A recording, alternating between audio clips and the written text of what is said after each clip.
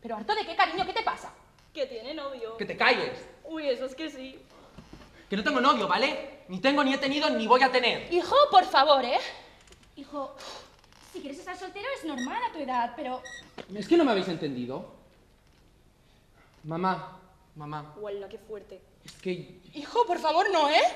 Sí, mamá, yo soy heterosexual. Hijo, no nos puedes hacer esto, ¿eh? Nosotros no te hemos educado así. Lo siento, mamá, pero es que me gustan las chicas. ¡Qué asco! ¿Pero cómo lo puedes saber si nunca lo has probado? ¿Tú no sabías que te gustaba mamá antes de conocerla? Ay, pero por favor, eso es lógico. Hijo, esto es un gran error. Debes estar confundido. Esto es una fase y ya se te pasará. Mamá, que no es una fase, que me gustan las mujeres. Pero ¿por qué nos pasa esto? ¿Qué hemos hecho mal? Le vamos a llevar al psicólogo. A que se le pase esta tontería. Pero psicólogo, que a ver, que es algo normal. Te vas a arruinar la vida en el instituto. Todo el mundo va a hablar de esto.